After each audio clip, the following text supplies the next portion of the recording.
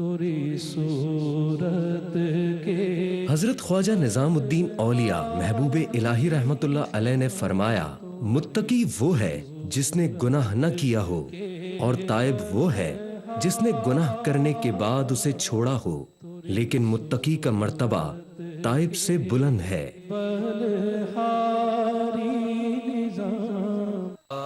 خاص ایک احسان ہے یہ اولیاء اللہ۔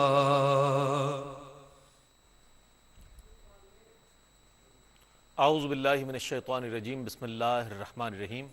ناظرین گرامی السلام علیکم، میں ہوں آپ کا میزبان محمد رئیس احمد۔ آپ دیکھ رہے ہیں پروگرام روشنی سب کے لیے۔ اس پروگرام کے ساتھ ہم حاضر ہوتے ہیں روزانہ پیر تا جمعرات آپ کی خدمت میں، پاکستان کے وقت کے مطابق کم و بیش رات 10 بجے سے رات 11 بجے تک آپ کا اور ہمارا ساتھ رہتا ہے۔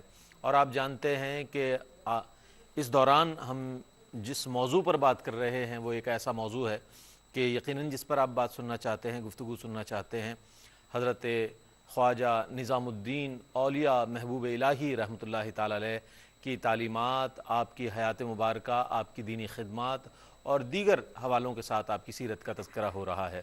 اور اس سلسلے کا آج یہ دوسرا پروگرام ہے۔ کل بھی ہم نے اسی موضوع پر پروگرام پیش کیا اور آج اسی موضوع کی مختلف جہتوں پر بات ہوگی انشاءاللہ، اور مختلف حوالوں کے ساتھ بات ہوگی جو یقیناً آج گفتگو آپ تک پہنچے گی، بہت مفید ہوگی اور بہت انفارمیٹیو ہوگی، چونکہ ظاہر ہے سیرت اولیاء ایک ایسا ہمارے سامنے ایک خوبصورت مضمون ہے کہ جسے پڑھنے کی عام طور پر تو ہم یہ دیکھتے ہیں کہ ہمارے روزمرہ شب و روز میں ہمیں فرصت نہیں ملتی، لیکن جب ان کا تذکرہ پڑھا جاتا ہے، سنا جاتا ہے، تو ہمیں بہت سی باتیں معلوم ہوتی ہیں، آگاہی ہوتی ہے، اور اس سے ہمارے لیے ہماری تعمیر سیرت میں ہمیں بہت اس سے مدد ملتی ہے۔ آج اس سلسلے میں بات کرنے کے لیے موجود ہیں ممتاز و معروف شخصیات، مفتی سہیل رضا امجدی صاحب، جنہیں آپ جانتے ہیں ماشاءاللہ، ARYQ TV پر متعدد پروگرامز کرتے ہیں، میرے پروگرام کا حصہ ہوا کرتے ہیں۔ مفتی صاحب السلام علیکم۔ وعلیکم السلام ورحمۃ اللہ وبرکاتہ۔ اور آپ کے ساتھ تشریف رکھتے ہیں عہد حاضر کی ممتاز و معروف شخصیت، دینی حوالے سے، علمی حوالے سے، روحانی حوالے سے آج ہمارے پروگرام میں پہلی بار آپ تشریف لائے ہیں، میں خوش آمدید بھی کہوں گا، اور ڈاکٹر خضر حیات نوشاہی صاحب ہمارے پروگرام میں موجود ہیں۔ ڈاکٹر صاحب السلام علیکم۔ وعلیکم السلام۔ خوش آمدید کہوں گا آپ کو، آج پہلی بار آپ ہمارے پروگرام کا حصہ ہیں، بڑی محبت۔ اور اس حوالے سے تیسرے جو ہمارے گیسٹ ہیں ناظرین گرامی، تیسرے مہمان گرامی، ممتاز و معروف شخصیت ڈاکٹر برہان الدین سعیدی صاحب، اور آپ کے حوالے سے جو ایک خاص ایک ٹائٹل ہم دیکھتے ہیں اور ماشاءاللہ آپ کی گفتگو سے بھی سامنے آتا ہے، وہ یہ ہے کہ آپ شارح مثنوی مولانا روم ہیں، بہت خوبصورت انداز میں تشریف فرماتے ہیں اور اس کا مفہوم بیان فرماتے ہیں۔ ڈاکٹر صاحب السلام علیکم۔ وعلیکم السلام ورحمۃ اللہ۔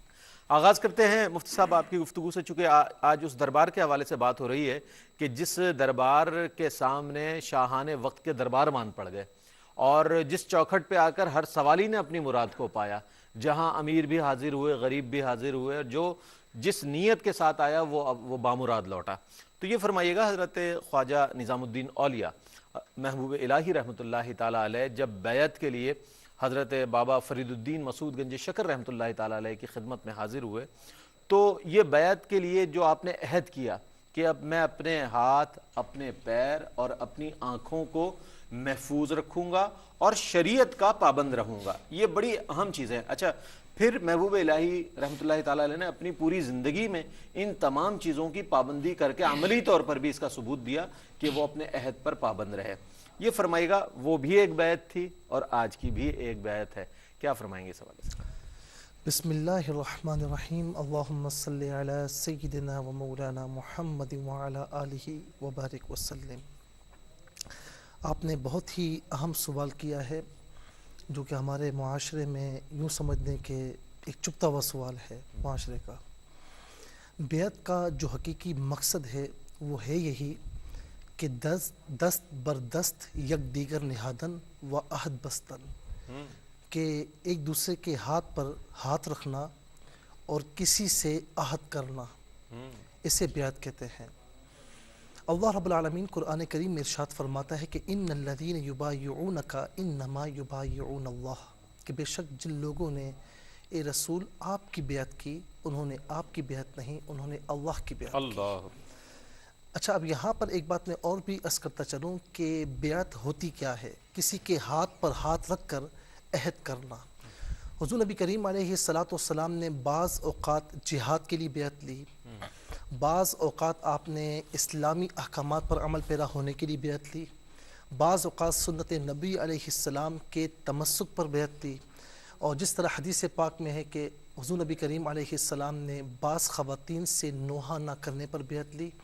یہاں تک کہ ابن ماجہ میں ہے کہ رسول اللہ صلی اللہ علیہ وسلم نے بعض صحابہ جو غریب تھے تو ان سے دستے سوال دراز نہ کرنے پر بیعت لی، اور وہ بیعت پھر ایسی تھی کہ صحابہ کہتے ہیں کہ اگر ان صحابہ میں سے کوئی گھوڑے پر سوار ہوتا اور اس کے ہاتھ سے کوڑا گر جاتا تو وہ کسی دوسرے کو کوڑا اٹھانے کے لیے نہ کہتے، خود اتر کر اسے اٹھاتے، پھر دوبارہ سواری پر سوار ہو جاتے۔ جی، تو حقیقت یہی ہے کہ جب بندہ کسی شیخ کے ہاتھ میں اپنا ہاتھ دیتا ہے تو وہ ان کے ہاتھ میں نہیں دیتا۔ سلسلہ چشت میں اگر کوئی کسی سلسلہ چشتیہ کے بزرگ کے ہاتھ میں ہاتھ دیتا ہے تو وہ ہاتھ بالواسطہ خواجہ غریب نواز رحمۃ اللہ تعالی علیہ کے ہاتھ میں دیتا ہے۔ کوئی سلسلہ قادریہ میں کسی شیخ کے ہاتھ میں ہاتھ دیتا ہے تو وہ بالواسطہ غوث اعظم رضی اللہ تعالی عنہ کے ہاتھ میں دیتا ہے، اور یہ ساری نسبتیں جا کر ملتی ہیں حضرت علی رضی اللہ تعالی عنہ کے دست اقدس پر، خلفائے راشدین سے ہوتی ہوئی رسول اللہ صلی اللہ علیہ وسلم کی بارگاہ تک۔ تو حقیقت میں یہ رسول اللہ سے بیعت ہوتی ہے۔ اللہ رب العالمین فرماتا ہے کہ محبوب جس نے آپ سے بیعت کی اس نے آپ سے نہیں، اس نے مجھ سے بیعت کی، اور ایسے لوگوں پر فرمایا کہ ید اللہ فوق ایدیہم، کہ اللہ کا ہاتھ، اللہ کا دست اقدس ان پر ہوتا ہے۔ پھر اسی آیت میں آگے فرمایا کہ جو عہد پورا کرتا ہے اسے اللہ رب العالمین اجر عظیم عطا فرمائے گا، اور جو عہد کو توڑتا ہے تو وہ اپنا نقصان خود کرتا ہے۔ یہاں پر سیر الاولیاء میں خواجہ نظام الدین اولیاء رحمۃ اللہ تعالی علیہ کا یہ قول نقل ہے کہ بابا فرید الدین گنج شکر رحمۃ اللہ تعالی علیہ کی بارگاہ میں کوئی بھی آتا تو آپ اس سے بیعت کس طرح لیا کرتے، بیعت لینے کا طریقہ کار کیا ہوتا؟ نمبر 1، آپ اسے سورہ فاتحہ پڑھواتے، نمبر 2 سورہ اخلاص پڑھواتے، نمبر 3 آمن الرسول بما انزل الیہ من ربہ والمؤمنون، یہ آیت کریمہ پڑھواتے آخر رکوع تک، نمبر 4 شہید اللہ سے لے کر ان دین عند اللہ الاسلام، یہ دونوں آیت کریمہ پڑھاتے، اور پھر اس کے بعد اس طرح بیعت لیتے کہ بیعت کرو کہ تم اللہ تعالیٰ کی بارگاہ میں اپنی آنکھوں کا، اپنی زبان کا اور اپنے اعضاء کا خیال رکھو گے۔ تو حقیقت حال یہی ہے رئیس بھائی کہ گناہ عمومی طور پر اعضاء سے ہوتے ہیں، اور جب اعضاء کے ذریعے ہم بیعت کرتے ہیں کہ یعنی کسی شیخ کے ہاتھ میں کہ ہم اللہ کی بارگاہ میں یہ عہد کرتے ہیں کہ ہم ان اعضاء کو اللہ تعالیٰ اور اس کے رسول کی نافرمانی میں ان اعضاء کو یوز نہیں کریں گے، بلکہ جہاں بھی ان کا استعمال ہوگا وہ اللہ تعالیٰ اور اس کے رسول صلی اللہ علیہ وسلم کی اطاعت کی خاطر ہوگا۔ تو دور حاضر میں ضرورت اس بات کی ہے کہ بیعت لینے کے لیے پیچھے پیچھے نہ بھاگا جائے، بلکہ روحانی جو یہ شخصیات ہوتی ہیں نا، یہ روحانی مقناطیس ہوتے ہیں اور اتنے پاورفل ہوتے ہیں۔ آپ دیکھیں کہ شیخ یعنی آپ غوث اعظم رضی اللہ تعالی عنہ کو دیکھیں کہ بغداد شریف میں بیٹھے ہیں، ان کا عرس گزرا، آپ یقین جانیے کہ دنیا بھر سے لوگ کشا وہاں پر آئے ہوئے تھے۔ آپ دیکھیں کہ خواجہ نظام الدین اولیاء رحمۃ اللہ تعالی علیہ دہلی میں تشریف فرما ہیں، یہاں ہم بیٹھ کر ان کا ذکر کر رہے ہیں۔ تو یہ روحانی مقناطیس ہوتے ہیں، یہ سب لوگوں کو اپنی جانب کھینچتے ہیں، تو اللہ والوں کے پاس لوگ آتے ہیں۔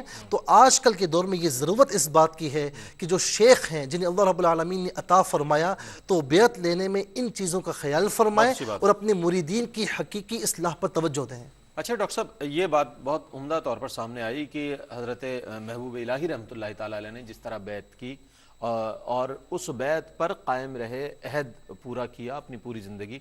یہ فرمائیے گا کہ آج بیعت لینے کے لیے بہت دوڑتے ہوئے لوگ نظر آتے ہیں، لیکن اپنے طور پر میرا خیال ہے کہ وہ ارادہ نہیں کرتے، بلکہ صرف وہ کسی نہ کسی طور پر منسلک ہونا چاہتے ہیں کسی سلسلے سے، بہت اچھی بات ہے، لیکن اس سے پہلے تیاری کیا ہونی چاہیے ایک مرید کی، تاکہ اس حوالے سے تاکہ جب وہ بیعت ہو جائے، جیسے ایک مقناطیسی کوئی شخصیت ایسی ہے کہ جو واقعتاً اس کو روحانی مدارج طے کرا لے گی، تو اس سے پہلے کچھ اپنی ذاتی تیاری بھی تو ہونی چاہیے، وہ کیا ہے؟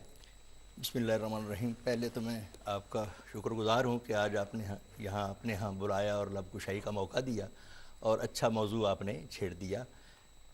سرکار دو جہاں نبی کریم صلی اللہ علیہ وسلم کا ارشاد پاک ہے کہ انما الاعمال بالنیات، اعمال کا دار و مدار نیتوں پر ہے۔ تو پہلے تو بیعت ہونے والے کو یہ معلوم ہونا چاہیے وہ بیعت ہو کیوں رہا ہے، اس کا مقصد کیا ہے۔ اس سلسلے میں ایک سیر الاولیاء کا بھی ذکر مفتی صاحب فرما رہے تھے، تو اس میں ایک واقعہ آیا ہے کہ ایک دانش مند حضرت خواجہ نظام الدین اولیاء رحمۃ اللہ علیہ کی بارگاہ میں حاضر ہوا اور عرض کیا کہ میں بیعت ہونا چاہتا ہوں۔ آپ نے اپنے نور بصیرت سے اور قوت باطنی سے محسوس کر لیا کہ یہ کچھ اور غرض لے کے آیا ہے، لیکن یہاں کا ماحول دیکھ کے یہ چاہ رہا ہے کہ میں بیعت ہو جاؤں۔ تو آپ نے فرمایا کہ تم جو مقصد لے کے آئے ہو اگر وہ پورا ہو جائے تو کیا آپ یہ ارادہ ترک کر دو گے؟ یہ ہے مومن کی فراست۔ کیا بات۔ تو وہ ظاہر بات کیونکہ اس کے دل کی کہی تو وہ رک گیا۔ تو آپ نے فرمایا کہ بتاؤ کیا بات ہے؟ اس نے بتایا کہ میرا کوئی زمین کا قطع اراضی ہے تو اس پہ کوئی قابض ہے، تو ان کا میں اس کے نام رکا لکھ دیتا ہوں، خط لکھ دیتا ہوں، اس کو دینا، وہ قبضہ چھوڑ دے گا اور تم جاؤ۔ تو مقصد یہ ہے کہ وہ حقیقی مقصد لے کے ہی نہیں آیا تو اس کو بیعت نہیں کیا گیا۔ یہ تو بالکل ایسے ہی ہے جیسے آپ کسی یونیورسٹی میں، کسی کالج میں، کسی مدرسے میں داخل ہونا چاہتے ہیں تو پہلے آپ یہ طے کریں گے کہ آپ نے انجینئرنگ میں داخل ہونا ہے، MBBS کرنا ہے، لٹریچر پڑھنا ہے، فارسی پڑھنا ہے، کیا پڑھنا ہے۔ تو اسی طرح بیعت ہونے والے کو بھی یہ علم ہونا چاہیے کہ وہ کیوں بیعت ہو رہا ہے۔ آپ ذرا سفر تو دیکھیں نا کہ دلی سے پاک پتن شریف آنا یہ معمولی سفر نہیں تھا، تو تلاش حق کے لیے کہ وہ کسی نے کہا کہ وہ نہیں مرشد میرا جو پہنچائے حق تک مجھے، جو مجھے مجھ تک پہنچا دے وہ میرا مولا کیا ہو۔ بات ہے، کیا یعنی پہلے آپ اپنے آپ کو پہچانیں گے۔ وہ مشہور ہے کہ من عرف نفسہ فقد عرف ربہ، تو جو اپنے آپ کو جو پہنچانے گا وہ خود بخود ہی اللہ تعالیٰ کو پہچان جائے گا، کیونکہ وفی انفسکم افلا تبصرون فرمایا گیا ہے۔ تو اس مطالعے کے لیے جیسے ظاہری چہرہ دیکھنے کے لیے آپ سامنے ایک آئینہ رکھ لیتے ہیں، تو اسی طرح روحانی طور پہ اپنے آپ کو پہچاننے کے لیے ایک روحانی شیشے کیا بات ہے، کیا بات، جس میں سے آپ کو اپنا آپ نظر آ جائے اور اپنی خامیاں بھی نظر آ جاتی ہیں اور بھلائیاں بھی نظر آ جاتی ہیں۔ اور کسی نے ناظرین بہت خوبصورت شعر بھی کہا نعت کا کہ دل کو عکس رخ مصطفیٰ چاہیے، دل کو عکس رخ مصطفیٰ چاہیے، آئینے کے لیے آئینہ چاہیے۔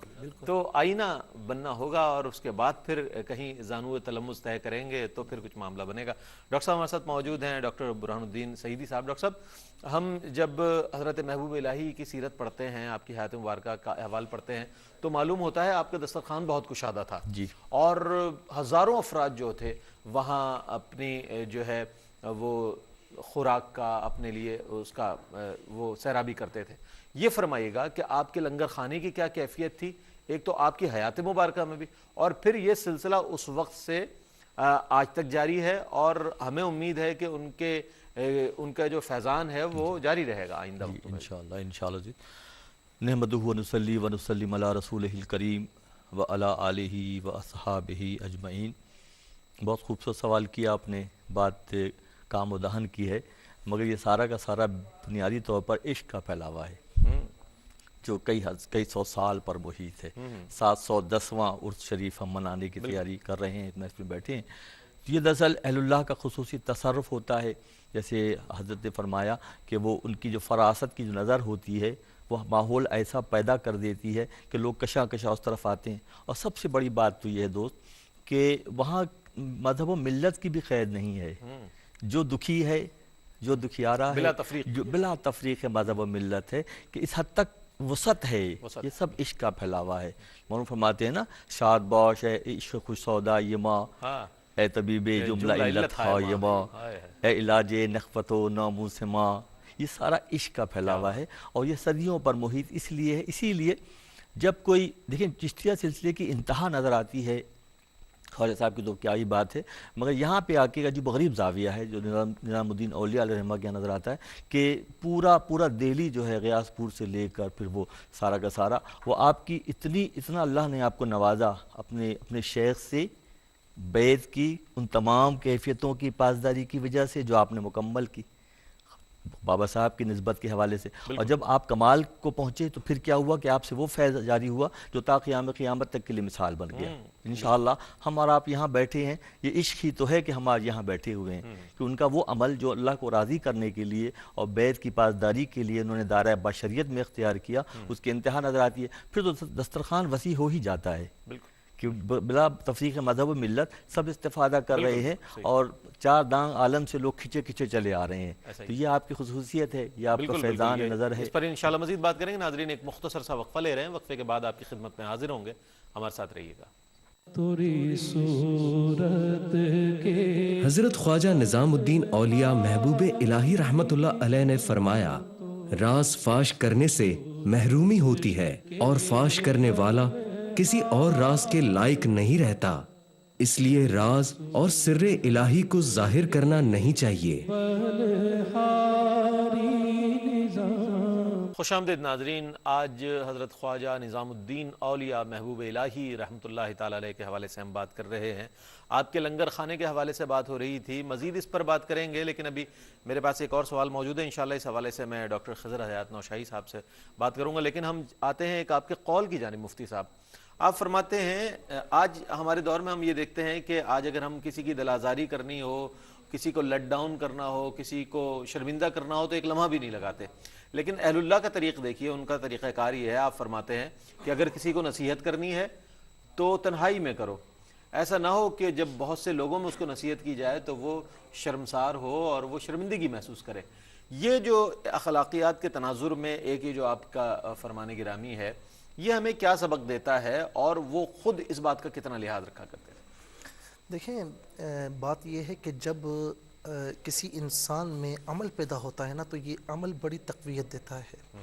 ہوتا یہ ہے کہ قرآن کریم میں ہے, یا ایھا الذین آمنوا لم تقولون ما لا تفعلون, اے ایمان والو, اور تم وہ بات کیوں کہتے ہو جو خود نہیں کرتے. تو مطلب ایک مصلح انسانیت جو ہوتا ہے, جو انسانوں کو یعنی اصلاح کرتا ہے, ان کو تربیت فراہم کرتا ہے, اس کے لیے یہ بہت ضروری ہے کہ وہ خود عامل ہو, خود عمل کرنے والا ہو. ورنہ کیا ہوتا ہے کہ کسی نے کیا خوب کہا کہ واعظ کی تقریر بہت دلچسپ مگر ہر ایک ارشاد بجا, مگر کیا ہے کہ آنکھوں میں سرور عشق نہیں, چہرے پہ یقین کا نور نہیں. آج ہم یہ کہتے ہیں نا کہ یار ہم لوگوں کو منبر و محراب سے جو ہے وہ تلقین بھی کرتے ہیں, ترغیب بھی دیتے ہیں, لیکن لوگوں میں اثر نہیں ہوتا. تو ہم چاہیں کہ لوگوں میں اثر پیدا ہو تو ہمیں خود عامل بننا ہوگا. اور یہی بات آپ نظام الدین اولیاء رحمۃ اللہ تعالی علیہ میں دیکھیں کہ آپ نے خود کر کے دکھایا, سنت نبوی علیہ السلام پر عمل کر کے دکھایا. اس کے بعد آپ نے لوگوں کو ترغیب دی, اور پھر ہوا یہ کہ پھر ہر ایک, چاہے کوئی آپ کا جانی دشمن آتا, لیکن آپ کی خانقاہ میں آ کر وہ آپ کا ہو جاتا. اچھا, یہاں پر میں ایک بات عرض کروں گا کہ امام غزالی علیہ رحمہ نے بھی یہ بات فرمائی ہے کہ کسی کی سب کے سامنے اس کو جو ہے اصلاح کرنا, اس کو بے عزت کرنا ہے. اگر اس کی اصلاح چاہتے ہو تو اس کو اکیلے میں کہو. اور یہی بات تمام بزرگان دین کا شیوا رہا. میں یہاں پر ایک بات عرض کروں گا کہ آپ کی بارگاہ میں ایک شخص آیا, اور بلکہ نظام الدین اولیاء رحمۃ اللہ تعالی علیہ اپنے شیخ کی بات بیان فرماتے ہیں کہ ان کی بارگاہ میں ایک شخص آیا, اور اس کا اصل میں اندر سے ارادہ یہ تھا کہ پتہ نہیں ان کے شیخ صاحب کی میں بیعت کروں گا, بابا فرید کی بیعت کروں گا, مجھے کیا فائدہ ہوگا, کیا ملے گا. تو اب شیخ صاحب نے, بابا فرید نے ان کی اصلاح کیسے فرمائی. اصلاح سب کے سامنے ہو رہی ہے, لیکن انداز کیا ہے کسی کو نہیں معلوم, یہ بات کس کے لیے ہو رہی ہے. لیکن جو کر رہا ہے, جو آپ کے سامنے موجود ہے, وہ سمجھ گیا کہ یہ بات, یہ اصلاح کس کے لیے ہو رہی ہے. تو آپ نے فرمایا کہ ایک شخص تھا جو ہمارے شیخ صاحب کی بارگاہ میں جو ہے وہ بیعت کرنے کے لیے آ رہا تھا. تو راستے میں یعنی اس کی تمنا ہوئی, ارادہ ہو گیا کہ مجھے بیعت کرنی ہے. راستے میں ایک عورت پر اس کا دل فریفتہ ہو گیا, اور قریب تھا کہ وہ بدکاری کی جانب مائل ہوتا. ایک غیبی ہاتھ نمودار ہوا, اور ایک تھپڑ اس کے منہ پر جو ہے کسی نے رسید کیا, اور کہا کہ تجھے شرم نہیں آتی, تو نے یہ ارادہ کیوں کیا, تجھے پتہ نہیں کہ تو کس کی بارگاہ میں بیعت کرنے کے لیے جا رہا ہے. اب دیکھیں اصلاح کیسی ہوئی. اب وہ سمجھ گیا, اس کے دل میں یہ تمنا تھی نا کہ یہ شیخ کیا ہوتا ہے اور فوائد کیا ہوتے ہیں, تو بتا دیا گیا کہ مرید ہونا تو بہت دور کی بات ہے. اگر تم مرید ہونے کی تمنا بھی رکھتے ہو اور اس ارادے سے تم اپنے گھر سے, اپنے شہر سے, اپنے ملک سے چل کر اس اللہ والے کی بارگاہ میں جا رہے ہو, تو یہ جانا بھی تمہارے لیے کافی ہے. تو معلوم یہ ہوا کہ اللہ والوں سے جب نسبت قائم ہو جائے تو خود بخود اللہ تعالیٰ اتنی قوت عطا فرماتا ہے, اس روحانی مقناطیس کی اتنی قوت ہوتی ہے کہ بندہ خود بخود گناہوں سے دور ہو جاتا ہے. یہی بات ہے کہ خواجہ نظام الدین اولیاء رحمۃ اللہ تعالی کی بارگاہ میں بھی کوئی شخص آتا تو آپ سب کے سامنے اگر اس کی تربیت بھی فرماتے تو ایسے انداز میں فرماتے کہ کسی کو معلوم نہ ہوتا، لیکن جس کی تربیت ہو رہی ہے وہ بات سمجھ جاتا کہ یہ تربیت میری ہو رہی ہے۔ اور یہاں پر میں ایک بات عرض کروں گا کہ ایک اللہ والے کی بارگاہ میں ایک عورت اپنے بچے کو لے کر آئی، کہا کہ بابا یہ میٹھا بہت کھاتا ہے، اب اس کو منع کریں۔ انہوں نے فرمایا کہ 3 روز کے بعد آنا۔ 3 روز کے بعد وہ لے کر آئی، بس اتنا فرمایا کہ بیٹا میٹھا مت کھایا کرو، کم کھایا کرو۔ تو اس عورت نے کہا کہ بابا 3 روز پہلے بھی آپ یہ بات کہہ سکتے تھے، آپ نے آج کیوں کہی؟ تو فرمایا کہ 3 روز پہلے جب تو آئی تھی تو میٹھا میں بھی بہت کھاتا تھا، تو پہلے میں نے کم کیا ہے، اس کے بعد میں نے اس بچے سے کہا ہے۔ کیا کہنا، کیا کہنا۔ یہی ایک اصلاح کا طریقہ ہے جو اہل اللہ نے اپنایا، اور ان کی مجالس میں گزرا ہوا ایک لمحہ بھی انسان کی زندگی کا رخ تبدیل کیا کر دیتا ہے۔ اور کہا کہ فرمایا گیا ہے کہ یک زمانہ صحبت با اولیاء، یک زمانہ صحبت با اولیاء، بہتر از 100 سالہ طاعت بیریا۔ ڈاکٹر صاحب کیا فرمائیں گے اس حوالے سے؟ چونکہ لنگر خانے کا حوالہ آیا تو میں چاہوں گا کہ ایک طرف تو جسمانی خوراک کا اہتمام ہو رہا ہے، دوسری طرف روحانی خوراک کا اہتمام ہو رہا ہے، روحانی تربیت بھی ہو رہی ہے، باطنی تربیت بھی ہو رہی ہے، اصلاح بھی ہو رہی ہے، اور جسم کو جو خوراک چاہیے اس کا بھی اہتمام بہتر طریقے سے موجود ہے، اور اس میں ہزاروں لوگ جو ہے شامل ہو رہے ہیں۔ جی میں آپ نے پہلے ایک بڑی خوبصورت بات خود ہی کر دی، سعدی کا وہ شعر پڑھا کہ یک زمانہ صحبت با اولیاء، بہتر از 100 سالہ طاعت بیریا۔ تو صوفیاء کے ہاں، صوفیاء کی خانقاہوں میں یہ طریقہ رہا ہے کہ جو آیا پہلے اس کی غذائی ضرورت کو، جو جسمانی ضرورت ہے وہ پوری کی جائے، فریش ہو، وضو کرے، پاکیزہ ہو، کھانا کھائے۔ تو درویشوں کا لنگر خانہ یہ عام رہا ہے، یہ بھی حکم الہی کے عین تابع ہے۔ اللہ تعالیٰ نے فرمایا قرآن پاک میں، ارایت الذی یکذب بالدین، کیا تو نے اس شخص کو نہیں دیکھا جو دین کو جھٹلاتا ہے؟ فذلک الذی یدعو الیتیم ولا یحض علی طعام المسکین، کہ جو یتیم کو دھکے دیتا ہے اور مسکینوں کے کھانے کا اہتمام نہیں کرتا یا ترغیب نہیں دیتا تو وہ گویا تکذیب دین کرتا ہے۔ تو کھلانا پھر آئین تائید دین ہے، دین کا اہم حکم ہے۔ اچھا، اب جو آئے اور جو وہاں رہے، زیر نظر رہے، وہ کھانے کے ساتھ ساتھ لنگر خانے سے، لنگر کھانے کے ساتھ ساتھ وہ کیا بنے پھر؟ امیر خسرو بن گئے، واہ واہ، امیر خورد بنے، واہ واہ، حسن سے جزی بنے، حضرت چراغ الدین دار، مطلب کیسے کیسے لوگ وہاں سے انسان سازی ہوئی کہ ان کا وہ فکر ختم ہو جائے کہ ہم نے کھانا کہاں سے کھانا، کھانا کھا لو، لیکن اصل جو ہدف تھا انسانیت کا، اصل جو ہدف تھا وہاں آنے کا، وہ پھر اس طرح روحانی بصیرت عطا کی، بڑے بڑے نامور لوگ پھر پیدا ہوئے۔ تو اصل کام ہے انسان سازی کا جو وہاں لنگر خانے میں ہوا۔ بالکل جی ہاں، تو یہ بہت اچھی بات آپ نے ارشاد فرمائی۔ بنیادی طور پر وہاں سے، اس بارگاہ سے ایسے لوگ پھر روانہ ہوئے مخلوق خدا کی خدمت کے لیے، جس میں حضرت امیر خسرو ہے، حضرت نصیر الدین چراغ دہلوی ہے، اور بہت سارے آپ کے خلفاء اور آپ کے مریدین کا ایک حلقہ اتنا وسیع ہے سلسلہ نظامیہ کا کہ ہم جس کے یقیناً احاطہ نہیں کر سکتے۔ نیا سلسلہ وجود میں آ جانا یہ خود قابل قدر بات ہے۔ چشتیہ میں سے پھر نظامیہ آگے ایک نیا سلسلہ ہے، اور اس برانچ سے نے تو بہت کام کیا۔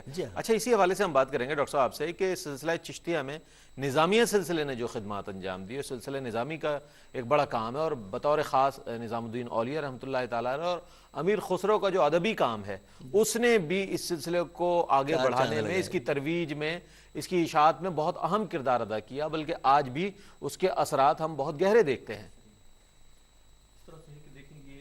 جیسے حضرت نے فرمایا کہ انسان سازی ہے، یہ تربیت کا خاص جاوے نگاہ ہے، طرز خانخواہیت ہے، جس میں ہر کے خود بشناخت یا ازدان و شناخت، جو خود کو پہچانتا ہے وہ اللہ کو پہچاننے جیسا ہو جاتا ہے۔ تو خود شناسی و خدا شناسی کا یہ سفر ہے جو طریقت کہلاتا ہے، اور سلسلہ چشتیہ کی ابتدا ہو رہی ہے خواجہ صاحب سے، اور اگلے مرحلے میں یہ انتہا کو اس لیے پہنچ رہا ہے کہ یہ کمال کی کیفیت آپ کی ذات مبارک میں، حد درجے کا مجاہدہ۔ پھر ایک اور خاص بات ضرور کی جائے اس موقع پہ کہ آپ نسبی طور پر آپ کا تعلق جو ہے حضرت علی قمر جوسی کی ذات مبارک سے جا کر مل رہا ہے، تو خانوادے کی جو فضیلت اضافی ہے اور آپ کی اپنی ریاضتیں ہیں، تو کسب بھی ہے، محنت بھی کی گئی۔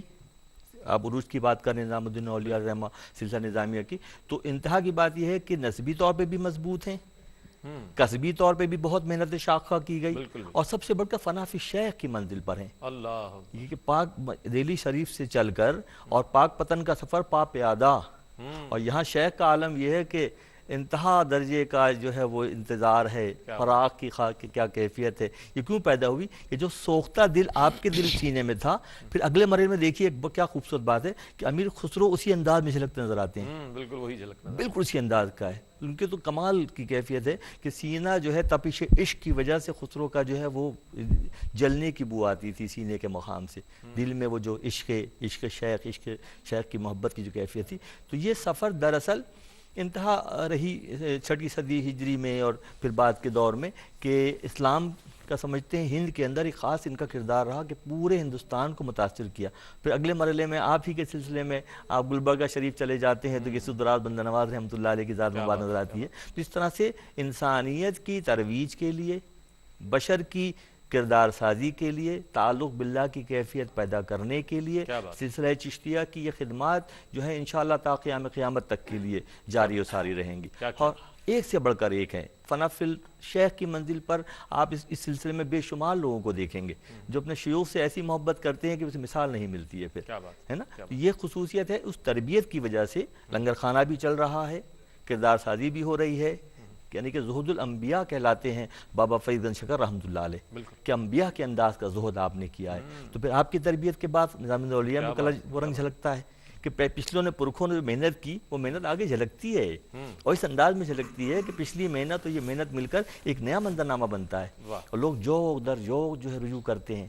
کوئی تو وجہ ہے، کوئی ایسی پبلسٹی نہیں ہو رہی ہے، کوئی سسٹم نہیں چل رہا، مگر لوگوں کے دلوں کو، لوگوں کے قلوب کو مسخر کرنے کی کیفیت ہے جو اس سلسلے میں نظر آتی ہے. کیا کہنا ہے. اچھا، حضرت محبوب الہی رحمۃ اللہ تعالیٰ علیہ کی جب ہم سوانح پڑھتے ہیں تو معلوم ہوتا ہے مفتی صاحب کہ 16 سال کی عمر میں آپ جو عصری علوم ہیں اس سے آراستہ ہو جاتے ہیں، اور اس کے بعد جو ہے آپ جب باطنی، چونکہ یہ تو چیز باطنی جواہر تو آپ میں بچپن ہی سے موجود تھے، لیکن اس کی سیرابی کے لیے، مزید سیرابی کے لیے بیعت کرتے ہیں آپ، بیعت کے لیے تشریف لے آتے ہیں، پاک پتن تشریف لاتے ہیں. پھر اس کے بعد یہاں سے بھی آپ وہ مدارج بہت تیزی سے طے کرتے ہیں، پھر آپ کو خرقہ خلافت ملتا ہے اور آپ کو دہلی شریف کے لیے روانہ کیا جاتا ہے.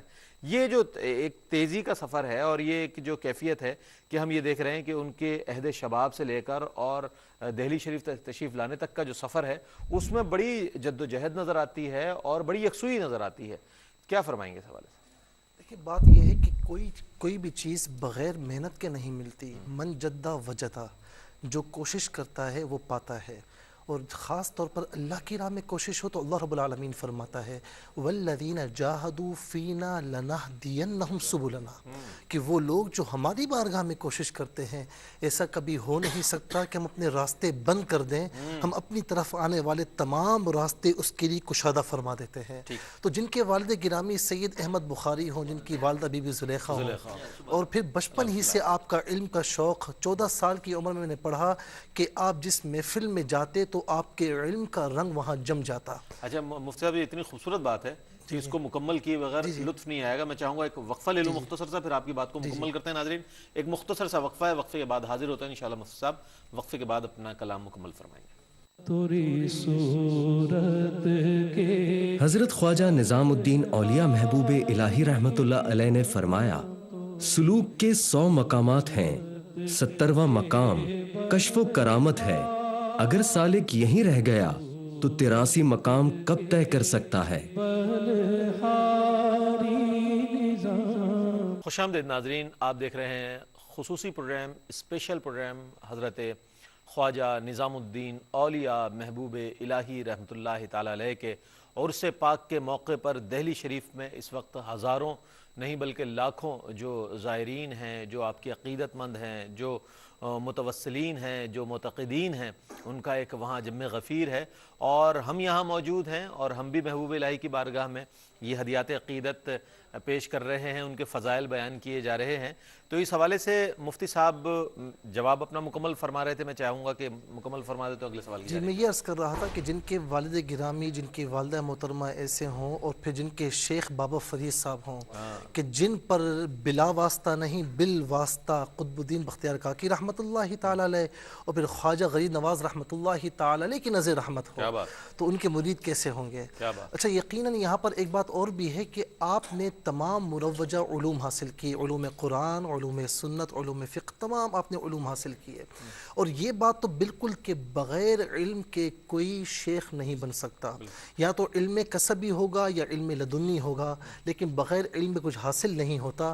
میں نے تمام اولیاء اللہ کی جو سوانح حیات میں نے جن کی پڑھی ہیں اس میں یہی بات درج ہے، چاہے وہ غوث العظم رضی اللہ تعالیٰ عنہ کی ہو، چاہے خواجہ غریب نواز رحمۃ اللہ تعالیٰ علیہ کی ہو، چاہے خواجہ نظام الدین اولیاء کی ہو، مجھے ایک بات جو مشترکہ ملی، وہ اور بھی بہت ساری باتیں مشترکہ ہیں لیکن ایک بات جو فوکس کی گئی کہ بغیر علم کے کوئی مصلح، کوئی مرشد بن ہی نہیں سکتا۔ جو بغیر علم کے مصلح بنتا ہے تو وہ اس اندھے کی مانند ہے جو لوگوں کو راستہ بتاتا ہے، تو اندھے کو خود راستہ ہی نہیں معلوم ہوتا، وہ لوگوں کو راستہ کیا بتائے گا؟ اور وہ اس کی مانند ہے کہ جس کو تیرنا نہیں آتا اور وہ دوسروں کو تیرنا سکھائے، وہ خود بھی ڈوبے گا، اپنے ماننے والوں کو بھی ڈبائے گا۔ تو بغیر علم کے تو کچھ بھی نہیں۔ تو آپ نے تمام مروجہ علوم حاصل کیے، پھر ریاضتیں آپ کی اتنی زیادہ اور اپنے شیخ سے اتنی محبت کہ آپ اجوداً جو ہے وہ پاک پتن شریف تشریف لائے اور اپنے شیخ سے اتنی محبت کا آپ نے اظہار کیا۔ تو یاد رکھیں کہ جو فنا فی الشیخ ہو جاتا ہے تو وہ حقیقت میں فنا فی الشیخ نہیں ہوتا، وہ حقیقت میں فنا فی الرسول اور فنا فی اللہ کی منزل تک پہنچ جاتا ہے، اور جو اس منزل تک پہنچ جائے تو وہ پھر سالوں میں راستے طے نہیں کرتا، وہ لمحوں میں راستے طے کرتا ہے۔ ڈاکٹر صاحب اس حوالے سے ہم آپ سے پوچھنا چاہیں گے کہ آپ کے تذکروں میں، محبوب الہی رحمۃ اللہ تعالیٰ علیہ کے تذکروں میں یہ ملتا ہے کہ آپ کے پاس غریب، نادار، پریشان حال، مفلس، ہر طریقے سے جو متاثرہ لوگ تھے وہ حاضر ہوتے، اور آپ کا طریقہ کار یہ تھا کہ آپ ساری رات عبادت اور ریاضت میں گزارتے اور دن میں جو ہے آپ درس و تدریس میں وہ وقت گزارا کرتے تھے، اور آپ ان لوگوں کے ان تمام مسائل کو سنتے اور رات تہجد میں آپ اللہ کی بارگاہ میں ان کے لیے دعا پیش کرتے، اور نہ صرف پیش کرتے بلکہ ان پریشانیوں کو اپنے اوپر طاری کر لیا کرتے تھے۔ تو یہ مخلوق خدا سے جو تعلق اور اس کے درد کو اپنا درد سمجھنا، یہ محبوب الہی رحمۃ اللہ تعالیٰ علیہ کا جو وصف خاص ہے، میں چاہوں گا اس حوالے سے۔ جی یہ بہت عمدہ وصف ہے۔ وہ جیسے کسی نے کہا کہ خنجر چلے کسی پہ تڑپتے ہیں ہم امیر، سارے جہاں کا درد ہمارے جگر میں ہے۔ صوفیاء کے ہاں یہ درد بدرجہ اتم موجود تھا، وہ کسی کی مصیبت کو، پریشانی کو، کسی کے قسم و پرسی کو اپنے اوپر بالکل طاری کر لیتے تھے، اور جب تک اپنے اوپر طاری نہ کیا جائے اس کیفیت کو آگے پیش کیسے کریں گے؟ تو وہ اپنے اوپر طاری کرتے ہیں، تو پھر اس شدت سے پھر وہ دعا نکلتی ہے کہ یا اللہ پاک مہربانی فرما۔ ایسا ہی ہوا ہے، تمام صوفیاء کرام کے یہاں ایسا ہوتا آیا ہے، اور یہی ایک تعلیم تھی انسانیت کا درد، جو وما ارسلناک الا رحمۃ للعالمین کا فیضان ہے، تو تمام عالمین کے لیے آپ رحمت ہیں۔ تو فقر بھی جو ہے، فقر کے ہیں موج ذات تاج و سریر و سپاہ، فقر ہے میروں کا میر، فقر ہے شاہوں کا شاہ۔ تو یہ اسی فیضان کا تسلسل ہے سرکار کی رحمت کا، کہ فقیر بھی رحم دل ہوتا ہے، جو آتا ہے اس کی بارگاہ میں اس کو فیض یاب کرتے ہیں، اس کی پریشانی دکھ درد کو سنتے ہیں، محسوس کرتے ہیں، پھر اس کے ازالے کے لیے یا اس کے تدارک کے لیے، اس کے حل کے لیے اللہ کی بارگاہ میں سجدہ ریز ہو کے، گڑ گڑا کے، تو جب تک وہ کیفیت طاری نہ کریں گے تو وہ پھر عرض اس طرف آگے پیش نہیں کی۔ یعنی ڈاکٹر صاحب ہم یہ کہہ سکتے ہیں کہ آقا رحمت صلی اللہ علیہ وسلم کے در کی خیرات ہے جو اہل اللہ کو ملی اور انہوں نے امت میں تقسیم کی۔ جی بالکل ایسا ہی ہے، بالکل ایسا ہی ہے۔ ڈاکٹر صاحب اگلے سوال کی جانب آتے ہیں۔ ہم یہ دیکھتے ہیں کہ تاریخ بڑے بڑے ناموں سے موجود ہے تاریخ میں، لیکن وقت نے وہ تمام نقوش مٹا دیے، وہ تمام عہد مٹا دیے، ان ناموں کو مٹا دیا۔ لیکن یہ کیسی برگزیدہ ہستیاں ہیں، یہ کیسی عظمت اور شان والی ہستیاں ہیں، جیسا کہ محبوب الہی رحمۃ اللہ تعالیٰ علیہ کی ہستی ہے کہ آج 710واں یعنی کہ 700 سال سے زائد عرصہ گزر گیا ہے، آج ہم ذکر کر رہے ہیں، تذکرہ کر رہے ہیں ان کے سلسلے کو فروغ مل رہا ہے ماشاءاللہ۔ وہ دنیا بھر میں شرق تا غرب مطلب پھیلے ہوئے لوگ نظر آتے ہیں، بڑھ رہے ہیں لوگ، اس میں اضافہ ہو رہا ہے۔ کیا فرمائیں گے اس حوالے سے؟ دیکھیے پہلے بھی بات ہوئی کہ فنا کے بعد بقا کی کیفیت ہے۔ جن لوگوں نے اپنی مرضی کو اللہ کی مرضی کے تابع کر دیا شعوری طور پر، پوری زندگی کا مجاہدہ، ریاضتیں، سلسلے کی کیفیت، مشائخ کی توجہ جو اس انداز سے رہی، تو پھر کیا ہوتا ہے کہ پھر وہ فریکوینسی ڈیولپ ہوتی ہے کہ پھر جو وہ انتہائی حیران کن ہوتی ہے ان لوگوں کے لیے ظاہر پرستی کی کیفیت میں ہوتے ہیں۔ دیگر تمام نظریات اس 700 سال میں بے شمار، اگر مثال کے طور پہ کہا جائے کہ لیننزم اور مارکسزم یہ سب پیدا ہوئے 100 سال بھی ان کی عمر نہ ہوئی، اور یہ کیسے اہل اللہ ہیں، یہ کیسے انہیں اپنی مرضی کو اللہ کی مرضی کے تابع کیا ہے کہ اللہ تعالیٰ نے ان کے فیوز کو، ان کی برکات کو ہر دل کے اندر پیدا کر دیا ہے نا۔ یہ خصوصیت ہے اس برصغیر پاک و ہند کی۔ ابھی تذکرہ ہو رہا تھا کہ کیسے لوگوں کا درد محسوس کرتے تھے۔ حسام الدین چلبی رحمۃ اللہ علیہ، حضرت مولانا کے خلیفہ کا معاملہ یہ تھا کہ پوری خانقاہ میں اگر کسی کے پیٹ میں درد بھی ہوتا تو حسام الدین کو معلوم ہو جاتا۔ کہ سوچے کہ ایک ایسا بشری انداز میں رہتے ہوئے ایسی تربیت ہو رہی ہے کہ ہر ایک پر ایسی نظر ہے۔ یہ کون سی نظر ہے؟ جب تذکرہ ہو رہا تھا کہ یہ اللہ کے نبی کا خصوصی فیضان ہے، جنہوں نے ان سے محبت کی، جنہوں نے اللہ کے نبی سے محبت کرنے کا حق ادا کیا، کسبی طور پر، نسبی طور پر، وہبی طور پر، تو پھر کیا ہوا کہ ان کے اندر یہ لطافتیں پیدا ہو گئیں کہ چار دانگ عالم میں دنیا کھچ کی چلی آ رہی ہے۔ اور ایسا بھی نہیں تھا، دوسرے نظریات میں تو پابندیاں بھی ہیں، یہاں پابندی نہیں ہے، مذہب و ملت کی پابندی بھی نہیں ہے، یہاں تو ہے کہ ہمارا بھائی بند ہے تو ہم اس کی سپورٹ کر رہے ہیں، ورنہ نہیں کر رہے مختلف نظریات میں۔ اور اہل اللہ کا معاملہ یہ ہے کہ کوئی بھی آتا ہے مخلوق خدا ہے، اللہ کی مخلوق ہے، یہاں تک تو ہے کتابوں میں اہل اللہ کے حوالے سے کہ جانوروں تک بھی نظر محبت کی نظر ہے۔ خلائق میں جو بھی اللہ کی مخلوق ہے وہ سب سے محبت ہے۔ تو یہ کیفیت جبھی پیدا ہوگی جب شرف بشریت کے تقاضے پورے ہوں گے۔ بہت اچھی بات، بہت جی۔ اس سے میں عرض کروں جو آپ نے فرمایا کہ ان کے نام زندہ ہیں، یہ اللہ تعالیٰ کا اپنا وعدہ ہے۔ قرآن پاک میں ارشاد فرمایا فَاذْكُرُونِي أَذْكُرُكُمْ، یعنی میرا ذکر کرو میں تمہارا ذکر کروں گا۔ تو جن کا ذکر ہو رہا ہے اس کا مطلب ہے کہ وہ ذاکرین الہی تھے، واہ واہ واہ واہ سچے تھے۔ اسی طرح قرآن پاک میں ایک اور ارشاد فرمایا اللہ تعالیٰ نے کہ فَمَن تَبِعَ هُدَايَ فَلَا خَوْفٌ عَلَيْهِمْ وَلَا هُمْ يَحْزَنُونَ، کہ جب میری ہدایت کی تم اتباع کرو گے تو نتیجہ کیا ہوگا؟ تمہیں خوف اور حزن نہیں ہوگا۔ کیا بات۔ تو پھر ان کی نشاندہی کر دی جن کو خوف حزن ختم ہو چکا ہے، وہ کون ہے؟ الا اِنَّ أَوْلِيَاءَ اللَّهِ لَا خَوْفٌ عَلَيْهِمْ وَلَا هُمْ يَحْزَنُونَ۔ جی ہاں، وہ پھر اللہ بہت اچھی آیا گرامی کی طرف۔ ایک اس میں اور بھی ایڈ کروں گا، میں جو بچشم ظاہر ہم دیکھ سکتے ہیں کہ ہم آقا دو جہاں کو ایک سبز گنبد میں آرام فرما دیکھتے ہیں۔ اب تمام سلاسل فقراء کے جیسے حضرت نے پہلے مفتی صاحب قبلہ نے بتایا کہ تمام سلاسل منتہا ہوتے ہیں جا کے حضرت مولا علی مشکل کشا پہ، تو وہ پھر رابطہ بنتا ہے سرکار دو جہاں سے۔ تو سرکار کو ہم دیکھتے ہیں ایک سبز گنبد میں آرام فرما ہے، تو تمام سلاسل والے اگر اپنے شجروں کو لائیں دیکھیں تو ان کے تمام بزرگان اسی طرح ایک ایک گنبد میں آرام فرما ہے۔ حضرت علی آگے بغداد شریف آ جائیں، خواجہ معین الدین چشتی، نظام الدین اولیاء، حضرت نوشاد گنج بخش رحمۃ اللہ علیہ، تو جتنا ہم شجرے میں نام پڑھتے ہیں سب ایک ایک گنبد میں آرام فرمائے، یعنی ایک زنجیر، ایک تسلسل جو ہے وہ نظر آتا ہے۔ بالکل بالکل۔ پھر ایک اور بات بھی اگر آپ اجازت دیں میں ایڈ کر دوں کہ وہ بھی اللہ تعالیٰ نے فرمایا کہ وَاعْتَصِمُوا بِحَبْلِ اللَّهِ جَمِيعًا وَلَا تَفَرَّقُوا، بالکل۔ تو یہ ایک استعارہ ہے، وہ رسی۔ تو علماء اکرام نے بہت سارے مفاہیم اور معانی اس کے بیان کیے ہیں، لیکن ایک نصی جو مجھے نظر آتی ہے وہ سلسلہ اللہ کی محبت بھی ہے، وہ سلسلہ بیعت ہے کہ آپ نے اپنے شیخ کے ہاتھوں میں ہاتھ دیے، اس نے اپنے شیخ کے ہاتھوں میں ہاتھ دیے، تو ہاتھ سرکار کے ہاتھوں تک گئے، اور سرکار کے ہاتھوں اللہ تعالیٰ نے فرمایا کہ تیرے ہاتھ نہیں میرے ہاتھ۔ واہ واہ واہ واہ ڈاکٹر صاحب، ادھر سے رسی ادھر، ادھر سے رسی۔ ناظرین گرامی، اب اس سوال کی جانب آتے ہیں جو سوال بہت اٹھایا جاتا ہے۔ اکثر ہم یہ دیکھتے ہیں کہ جب لائیو پروگرامز کر رہے ہوتے ہیں تو اس سوال کی طرف لوگ آتے ہیں، معترضین اس پر اعتراض بھی کرتے ہیں اس حوالے سے۔ وہ یہ کہ مفتی صاحب، جب میں نے آپ کے لیے سوال رکھا ہوا تھا، میں چاہوں گا کہ ہمارے بہت سے لوگوں کے سوالات کے جوابات مل جائیں، اصلاح ہو جائے۔ اعراض کے مواقع ہوتے ہیں، زائرین جاتے ہیں مزارات پر، بہت اچھی بات ہے، اس کے علاوہ بھی حاضری دیتے ہیں، بہت اچھی بات ہے۔ آداب کیا ہونے چاہیے مزارات پر حاضری کے؟ کیا آداب ہونے چاہیے کہ کسی اہل اللہ کے مزار مبارک پر ہم حاضر ہوں تو کیا آداب ہوں، اور کن چیزوں سے اجتناب کرنا چاہیے تاکہ معترضین جو ہیں اس پر اعتراض بھی نہ کریں اور ہم اپنی عقیدتوں کا بھی اظہار کر سکیں؟ دیکھیں، میں ایک بات عرض کروں کہ نمبر ایک تو یہ ہے کہ عرس یا آراس، عرس کہتے ہیں خوشی کا موقع، شادی کا موقع، آراس اس کی جمع ہے، بڑی سادہ سی بات ہے۔ تو ہم ولیوں کا عرس جو کہتے ہیں نا کہ فلاں ولی کا عرس ہے، تو یعنی فلاں ولی کے وصال کا دن ہے، وصال الی اللہ کا دن ہے، اور یہ ہم ایسے نہیں کہتے ہیں۔ حدیث پاک صحیح حدیث ہے کہ جب جو اللہ کا نیک بندہ ہوتا ہے، سوالات اس کے کامیاب ہو جاتے ہیں، جوابات کامیاب ہو جاتے ہیں، تو اللہ کے فرشتے فرماتے ہیں اس سے کہ نم کنومت العروس، سو جا، جس طریقے سے دلہن دلہا کے انتظار میں ہوتی ہے نا خوشی سے، تو بھی سو جا۔ اب تیری لیے راحت ہی راحت ہے. تو یہ ان کے وصال اللہ کا دن ہوتا ہے، ان کے لیے خوشی کا دن ہوتا ہے. اسی لیے ہم کہتے ہیں کہ آج فلاں ولی کا عرس کا دن ہے. ٹھیک ہے.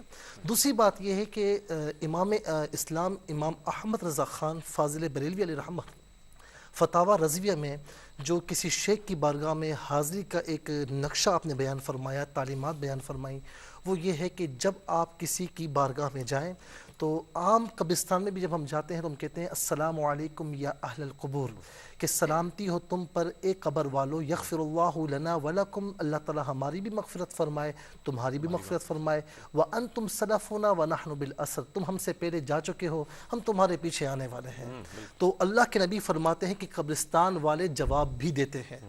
تو ایک عام قبرستان میں جب ہم گزرتے ہیں ہم السلام علیکم یا اہل القبور کہتے ہیں، تو اگر ہم کسی ولی کامل کے دربار سے گزریں تو مگر یہ کہیں کہ السلام علیکم یا ولی اللہ، کہ سلامتی ہو تم پر اللہ کے ولی، السلام علیکم یا نظام الدین اولیاء، تو بالکل ٹھیک ہے، کوئی اس میں حرج نہیں ہے. تو پہلے سلام پیش کریں اور اس کے بعد جب آپ مزار مبارک میں جائیں تو آپ نے فرمایا فتاوی رضویہ میں لکھا کہ آپ انتہائی ادب و احترام کے ساتھ جائیں اور آپ قدمین شریفین کی طرف سے جائیں، اور وہاں جا کر کوشش یہ ہو اگر جگہ ہے تو 4 ہاتھ دور کھڑے ہوں، جگہ نہیں تو خیر ہے، 4 ہاتھ دور کھڑے ہو کر آپ کو جو قرآن کریم کی آیات صورت مبارکہ پڑھنی ہے ادب و احترام سے پڑھیں، اور اس کے بعد اس صاحب مزار کو ایصال ثواب کریں، ان کے وسیلے سے جو دعائیں کرنی ہے وہ کریں، اور اس کے بعد الٹے قدموں ادب و احترام کے ساتھ واپس آ جائیں.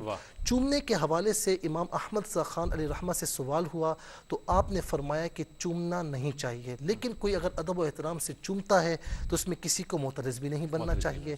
اور یہاں تک کہ چادر کے متعلق سوال ہوا کہ لوگ چادریں چڑھاتے ہیں تو آپ نے بڑی پیاری بات بیان فرمایا کہ قرآن کے اوپر جزدان اس لیے ہوتا ہے کہ قرآن دوسری کتابوں سے ممتاز ہو جائے، اور اسی طریقے سے جو ہے خانہ کعبہ پر غلاف چڑھا ہوا ہے اس لیے کہ خانہ کعبہ دوسری عمارتوں سے ممتاز ہو جائے. تو ولی کامل کی قبر پر چادر اس لیے چڑھائی جاتی ہے کہ اور قبروں سے ممتاز ہو جائے.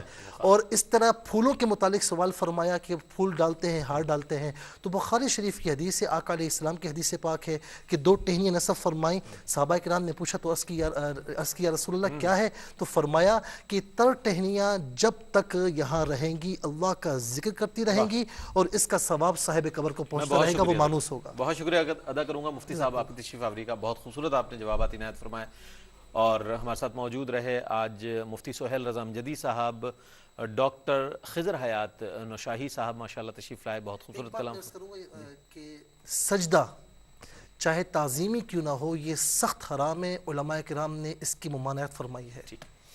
اس وضاحت کی بھی بہت ضرورت تھی. اور ہمارے ساتھ موجود رہے ڈاکٹر برہان الدین سعیدی صاحب. تینوں حضرات کی تشریف آوری کا بہت شکریہ ادا کروں گا. اور چونکہ حضرت نظام الدین اولیاء رحمۃ اللہ تعالیٰ علیہ کا عرس پاک منایا جا رہا ہے، تو ARYQ TV کا بھی یہ اہتمام ہے کہ محبوب الہی رحمۃ اللہ تعالیٰ علیہ کی بارگاہ میں ہدیات عقیدت پیش کیے جائیں اور ان کے فضائل بیان کیے جائیں. اللہ تعالیٰ اس اہتمام کو اپنی بارگاہ میں قبول فرمائے. کل آپ کی خدمت میں حاضر ہوں گے انشاءاللہ اسی موضوع کے حوالے سے مختلف جہتیں لے کر. کل تک کے لیے اپنے میزبان محمد رئیس احمد کو اجازت دیجیے. اللہ حافظ. جانیے اسلاف کو.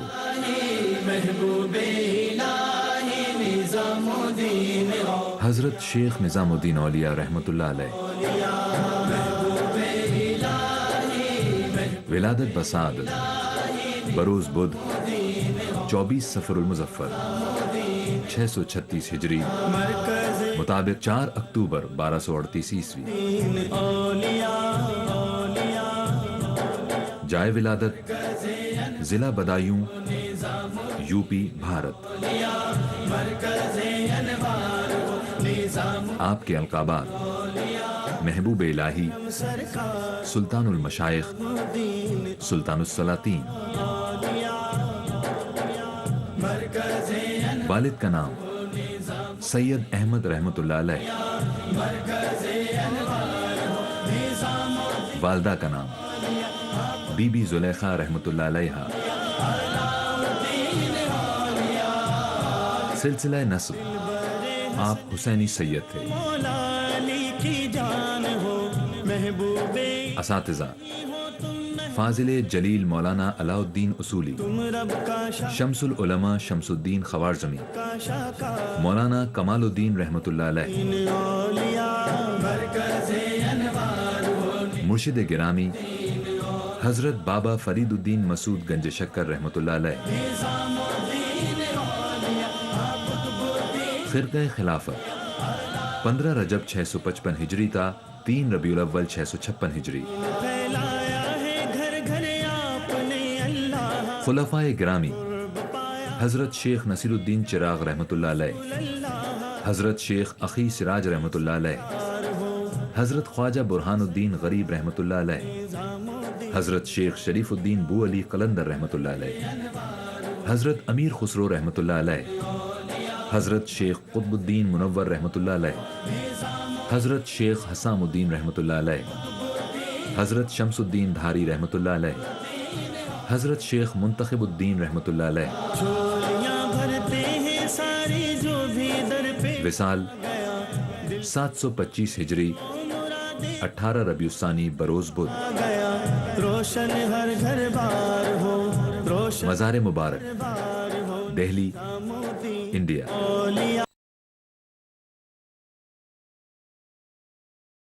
خدا کا خاص ایک احسان ہے یہ اولیاء اللہ، زمانہ جسم ہے اور جان ہے